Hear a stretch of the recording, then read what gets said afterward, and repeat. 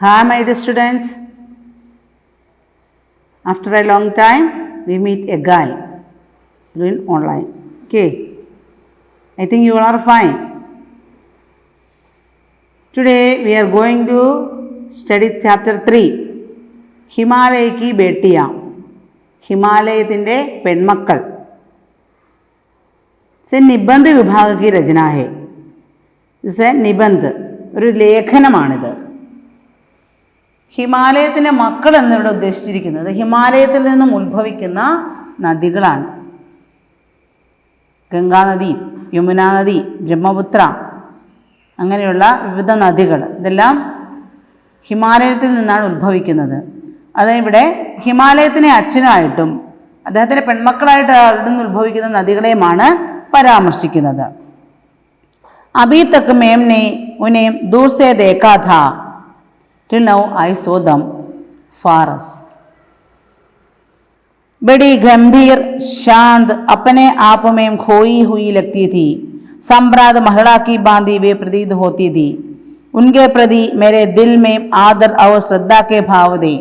माम और दादी, मौसी और मामी की खोद की तरह उनके धारा में डुबकियाँ लगाया करते थे. ഞാനിങ്ങനെ ദൂരെ നിന്നാണ് കണ്ടിട്ടുള്ളത്. എങ്ങനെയാണ് ഹിമാലയത്തിൽ നിൽപ്പ്? വളരെ പ്രൗഢോടുകൂടി ഒരു വെൽ ആയിട്ടുള്ള ഒരു സ്ത്രീ നിൽക്കുന്നത് പോലെ അങ്ങനെ നിൽക്കുന്ന ഹിമാലയത്തിൽ ഞാൻ വളരെ ദൂരെ നിന്നാണ് കണ്ടിരിക്കുന്നത്. ഉൻകെ പ്രതി മേരെ ദിൽ മേ ആദർ, ഐ റെസ്പെക്റ്റ്, എനിക്കിപ്പോൾ എൻ്റെ മനസ്സിലൊരു റെസ്പെക്റ്റ് ഉള്ളത്. അവർ ശ്രദ്ധാക്കെ ഭാവതേ ആൻഡ് ഓൾസോ ശ്രദ്ധാക്കെ ഭാവ മീൻസ് എക്സ്പ്രഷൻ ഓഫ് റെവറൻസ്, ഭക്തി, ഒരു ഭക്തിയാണ് തോന്നുന്നത്. മാം ഓർ ദാദി, അമ്മയോടോ അല്ലെങ്കിൽ ഗ്രാൻഡ് മദറിനോടോ ഉള്ള പോലെ. മൗസി ഓർ മാമി, ആൻറ്റിയോടോ ഇല്ലെങ്കിൽ മാമിയോടൊക്കെ ഉള്ളതുപോലെ. ഖോദിക്ക് തരഹ ഉൻകെ ധാരാമേ ഡുബിക്കിയ ലഗായ കർത്ത, ഇവരുടെയൊക്കെ മടിയിലിരിക്കുന്ന ആ ഒരു പ്രതീതിയാണ് എനിക്ക് ഈ ഹിമാലയത്തിൻ്റെ ചൂടിൽ പോയി നിൽക്കുമ്പോൾ ഫീൽ ചെയ്യുന്നത്. परंतु इस बार जब मैं हिमालय के कंधे पर चढ़ा तो वे कुछ और रूप में सामने दी. അപ്പോൾ ഇത്രയും കാലം അതിന് ദൂരെ മാറിയെന്ന് എനിക്ക് എൻ്റെ താഴെ നിന്നിട്ടാണ് കണ്ടിരുന്നത്. ഇപ്പോൾ ഞാൻ അതിൻ്റെ മുകളിലോട്ട് കയറാൻ ശ്രമിക്കുമ്പോൾ എന്താണ് കുച്ച് और रूप में सामने दी, കുറച്ച് മാറ്റങ്ങളൊക്കെ. मैं हैरान था कि बड़ी दुबली पतली गंगा, यही यमुना, यही सतलज समतल मैदानों में उतर कर विशाल कैसे हो जाती है. इनका उछलना और कूदना, किलकिलाकर लगातार हंसने जाना, इनकी यह भाव भंगी, इसका इनका यह उल्लास कहाँ गायब हो जाता है. मैदान में जाकर किसी लड़की को जब मैं देखता हूँ, किसी कली पर जब मेरा ध्यान अटक जाता है तब भी इतना कौतूहल और विस्मय नहीं होता जितना ही कि इन बेटियों की बाललीला देखकर. അപ്പോൾ അവിടെ നിന്ന് ഉത്ഭവിക്കുന്ന, അതായത് വളരെ നേരിയ രീതിയിൽ ഉത്ഭവിക്കുന്ന ഈ ഗംഗയും യമുനയും ഒക്കെ സമതല പ്രദേശത്തോട് വരുമ്പോൾ, അതൊഴുകി സമതല പ്രദേശത്തോട് വരുമ്പോൾ എന്തൊരു ഭാവമാറ്റമാണ് വരുന്നത്. ഞാനതിനെ അത്ഭുതത്തോടു കൂടിയാണ് നോക്കിക്കാണുന്നത്. എനിക്കിത് വളരെ അത്ഭുതമായിട്ടാണ് തോന്നുന്നത്. എന്ത് ബാല്യകാല കുസൃതികളുള്ള കുട്ടികളായിട്ടാണ് എനിക്ക് അവരവിടെ ഫീൽ ചെയ്യുന്നത്. പക്ഷേ അത് അവിടെ നിന്ന് മാറി സമതല സ്ഥലത്തോട്ട് വരുമ്പോൾ അവരുടെ ഭാവം മാറുകയാണ്. ചിലയിടത്ത് ഭീകര രൂപത്തിൽ വരുന്നു, ചിലയിടത്ത് ശാന്ത രൂപത്തിൽ വരുന്നു. അങ്ങനെ ഒരുപാട് ഭാവമാറ്റത്തോടു കൂടിയാണ് ഈ ഗംഗയും യമുനയും സത്ലജും എല്ലാം വരുന്നത്. അവിടെ ഉത്ഭവിക്കുന്ന സ്ഥലത്ത് വെച്ച് വളരെ ചെറിയ കുട്ടികളെ പോലെ കുസൃതി തരങ്ങളോടുകൂടി ആണ് എനിക്ക് ഫീൽ ചെയ്തത്, എനിക്ക് അനുഭവപ്പെടുന്നത്. കഹാമേ ഭാഗി ജാ രഹേ ഹേ, ഇത് എങ്ങോട്ടാണ് ഇവർ ഓടിപ്പോകുന്നത്. വഹാ കോൻ स्वयं है जिसमें इन्हें बेचैन कर रखा है. अपने महान पिता के विराट प्रेम पाकर भी अगर इनका हृदय അതൃപ്ത हो तो ഇങ്ങോട്ടാണ് ഇവർ ഓടിപ്പോകുന്നത്. ഇവരുടെ മഹാനായ പിതാവിൻ്റെ സ്നേഹത്തിൽ നിന്നാണ് അതൃപ്തരായിട്ടാണ് ഇവർ എങ്ങോട്ടേ ഓടിപ്പോകുന്നത്. എങ്ങോട്ടാണ് ഇത്ര സ്പീഡിൽ പോകുന്നത്. इनकी प्यासे मिटा सकेगा. बर्फ जली नंगी पहाड़ियाँ, छोटे छोटे पौधों पर भरी घाटियाँ, बंदुर आदित्यगाएं, सरस्कच उपत्कदाएं ऐसा है उनका रसील निकेतन खेलते खेलते ये भी है दूर निकाल जाती है तो देवदार चीड़ सरो चिनार सफेद कैल वे जंगलों में पहुंच कर शायद इन्हें बीती बातें याद करने का मौका मिल जाता होगा। कौन जाने बूटा हिमालय अपनी इन बेटियों के इन नटखट बेटियों के लिए कितना सिर घुनता होगा। बड़ी बड़ी छोटियों से जाकर पूछिए तो उत्तर में विराट मौन का सिवाय उनके पास और का ही क्या है। എങ്ങോട്ടാണ് ഇവർ ഇത്ര ഫാസ്റ്റ് ആയിട്ട് ഓടിപ്പോകുന്നത് എന്ന് ലേഖകൻ പറയാണ്. ഈ ഹിമാലയത്തിൽ നിന്ന് ഈ എന്താണ് പിന്നെ ഇത്രയും ഒരു മൗനമായിട്ട് നിൽക്കുന്ന ഒരു അച്ഛൻ, ആ അച്ഛൻ്റെ മടിത്തട്ടിൽ നിന്നും അവിടെ നിന്ന് ഉത്ഭവിച്ചിട്ട് ഇവർ എങ്ങോട്ടായി ഓടിപ്പോകുന്നത്? ഇവരെന്തിനാണ് ഇത്ര സ്പീഡിൽ പോകുന്നത്? എനിക്ക് തോന്നുന്നത് പോകുന്ന വഴിക്കുള്ള ഗുഹകളിലും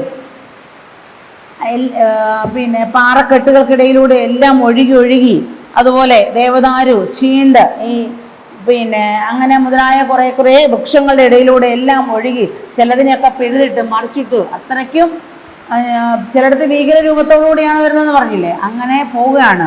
ഇത് എങ്ങോട്ടാണ് ഇത് ഓടിപ്പോകുന്നത്? ഈ അച്ഛൻ പറയുന്നത് കേൾക്കാതെ, അച്ഛൻ മൗനമായിട്ട് നിൽക്കുക, അച്ഛൻ പറയുന്നത് കേൾക്കാതെ ഈ മക്കൾ ഇത് എങ്ങോട്ടാണ് ഓടി പോകുന്നത്? बड़ी बड़ी छोटियों में जाकर पूछे तो उत्तर विराट मौन के सिवाय उनका पास और रखा ही क्या है। ഈ പിതാവിനെ മൈൻഡ് ചെയ്യാതെയാണ് പോകുന്നതെന്നാണ് ലേഖകൻ പറയുന്നത്. പിതാവിനെ ശ്രദ്ധിക്കാതെ അദ്ദേഹത്തിൻ്റെ ഈ പെൺമക്കൾ ഒഴുകി അവിടെ നിന്ന് ഓടിപ്പോവുകയാണ്.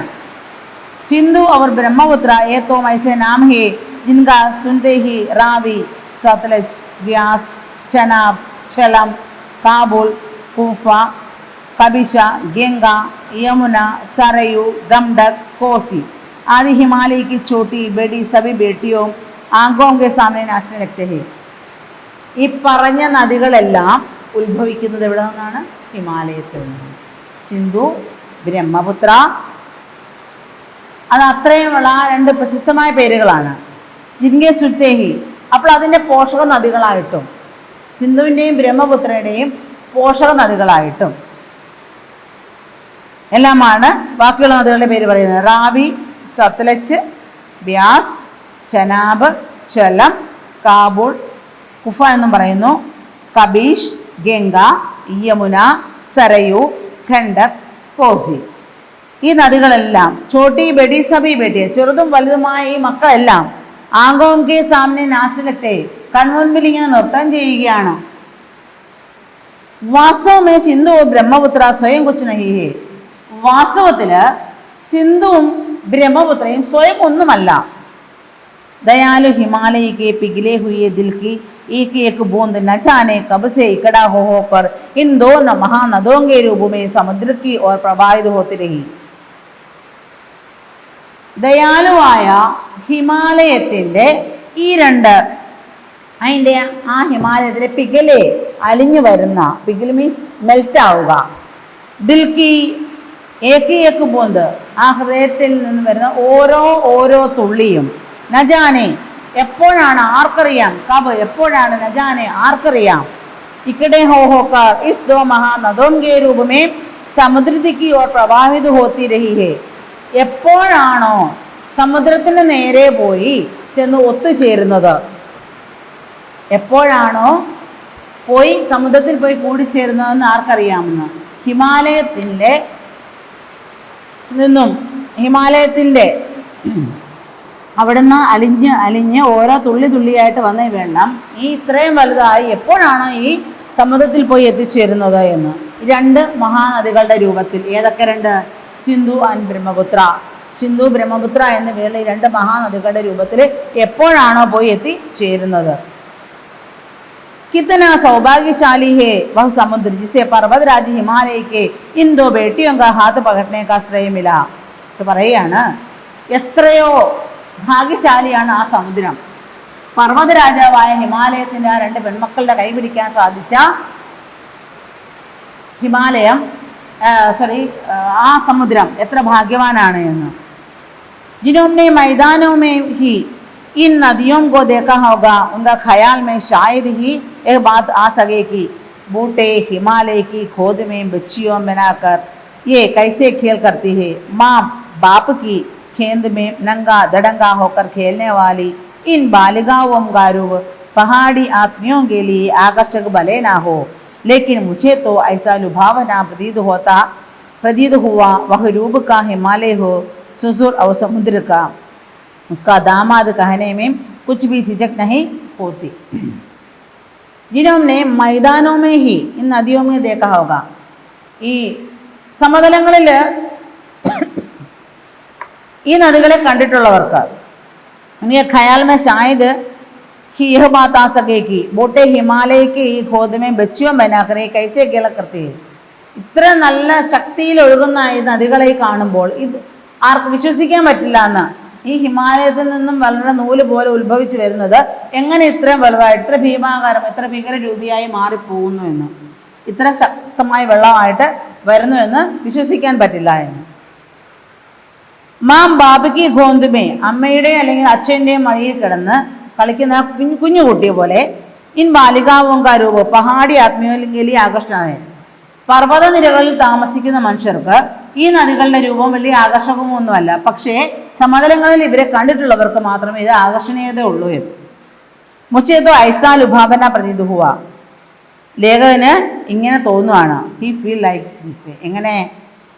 ബഹുരൂപഹേക്ക് ഹിമാലയ കാ സസൂർ, ഹിമാലയ ഫാദർ ഇൻ ലോ ആയിട്ടും സമുദ്ര കോ ഉസ്കാ ദാമാദ് എന്താണ് സൺ ഇൻ ലോ എന്ന് വെച്ചാൽ ഹിമാലയത്തിൻ്റെ മക്കളെ പിന്നെ സമുദ്രം വിവാഹം ചെയ്തിരിക്കുന്നു എന്നാണ് പറയുന്നത്. അപ്പോൾ അതുകൊണ്ടാണ് ഇവിടെ ഹിമാലയത്തിനെ ഫാദറിലോ ആയിട്ടും സമുദ്രത്തിനെ സണ്ണിലോ ആയിട്ടും, ഹിമാലയത്തിൽ നിന്നും ഉത്ഭവിക്കുന്ന ഹിമാലയത്തിൻ്റെ പെൺമക്കളെ വിവാഹം ചെയ്തിരിക്കുകയാണ് സമുദ്രം ആണ് ഇവിടെ നമ്മുടെ ലേഖകൻ പരാമർശിക്കുന്നത്. എനിക്കത് അങ്ങനെ പറയുന്നതിൽ ഒരു ലജ്ജയൊന്നും തോന്നുന്നുമില്ല. कालिदास के विरही यक्ष ने अपने मेघदूत से कहा था, വൈത്രവതി നദി പണ്ടത് ബേദവ എന്നാണ് അറിയപ്പെട്ടിരുന്നത്. പിന്നെ കാളിദാസന്റെ മേഘദൂതത്തിലെ ബേദവ എന്നാണ് നദി അറിയപ്പെടുന്നത്.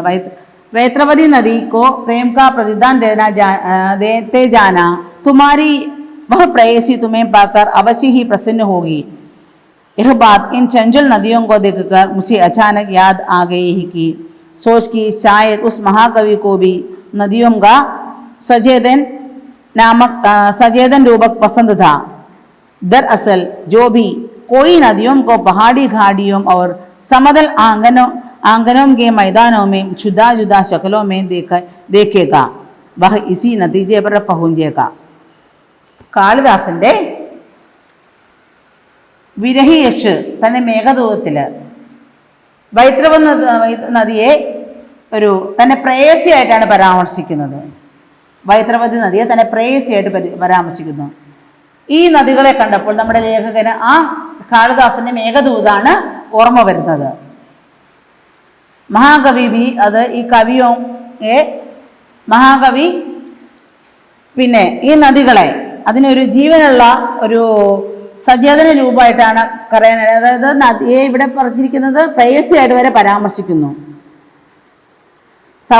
സഹോദരിയായിട്ട് പരാമർശിച്ചിട്ടുണ്ട്, പിന്നെ പ്രേയസിയായിട്ട് ഇവിടെ പരാമർശിക്കുകയാണ്.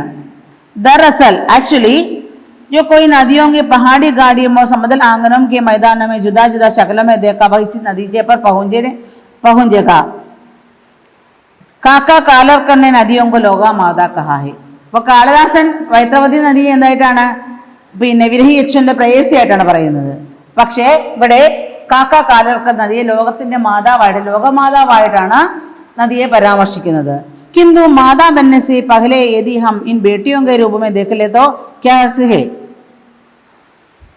और दौड़ा आगे चलिए, इन्हीं में अगर हम प्रेयसी की भावना करें तो कैसे रहेगा.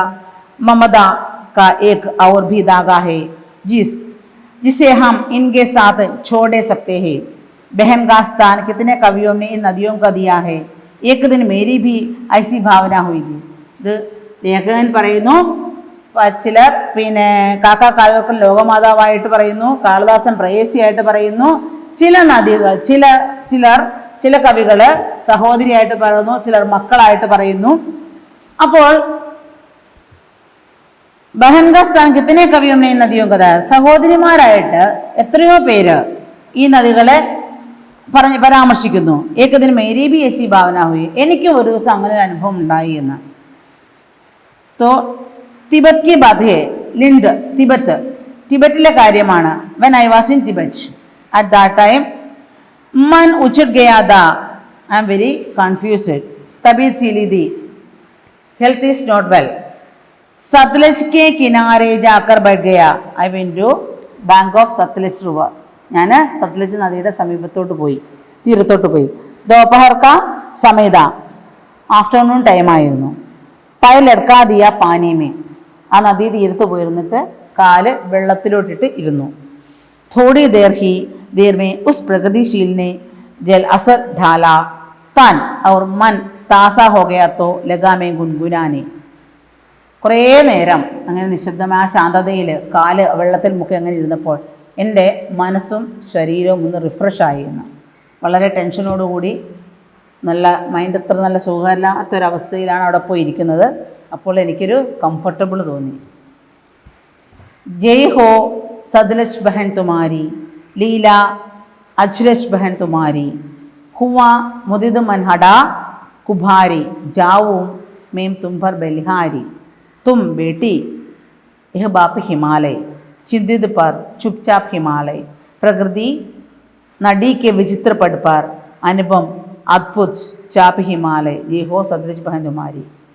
ഇത് അവിടെ ഇരുന്ന അദ്ദേഹം ആ വരികൾ എഴുതിയതാണ്. സത്ലജ് ബഹൻ നീ വിജയിക്കട്ടെ എന്ന് പറഞ്ഞ്, ഈ ഹിമാലയത്തിൻ്റെ പുത്രിയായ സത്ലജ് നല്ലതുണ്ടാവട്ടെ, നല്ലത് ഭവിക്കട്ടെ എന്ന് പറഞ്ഞ് നീ വളരെയധികം സ്വാധീനം എന്നെ ചെലുത്തി, എനിക്കൊരു എൻ്റെ മനസ്സിന് ഒരു സന്തോഷം പകർന്നു നൽകി. അതുകൊണ്ട് സത്ലജ് ബഹൻ നീ വിജയിക്കട്ടെ എന്ന് പറഞ്ഞ അത്രയും വരികൾ അദ്ദേഹം അവിടെ ഇരുന്ന് എഴുതിയതാണ്. നമ്മുടെ ഓതർ നാഗാർജുൻ എഴുതിയതാണ്. അപ്പോൾ ഹിമാലയ നദിയെക്കുറിച്ചിട്ടുള്ള ഒരു പാഠഭാഗമായിരുന്നു. ഹിമാലയത്തിനെ പോയി താഴെ നിന്ന് കാണുമ്പോൾ എന്താണ്, ഒരു വെൽ ഡ്രസ്ഡ് ആയിട്ടുള്ള ഒരു നല്ല മഹിളയെപ്പോലെ തോന്നി. പക്ഷേ ആ ഹിമാലയത്തിലോട്ട് കയറി പോകുമ്പോൾ എന്താണ് തോന്നുന്നത്, ഒരു അച്ഛൻ്റെ മടിത്തട്ടിൽ മക്കളാകുന്ന ഈ നദികളെല്ലാം കളിച്ചു വളർന്നു വരുന്ന ആ ഒരു ഭാവമാണ് അദ്ദേഹത്തിന് തോന്നിയത്. അപ്പോൾ ഹിമാലയ നദിയെക്കുറിച്ചിട്ടുള്ള ഈ പാഠഭാഗം I think you all are understood. So we can wind up today's class. Thank you. Have a nice day.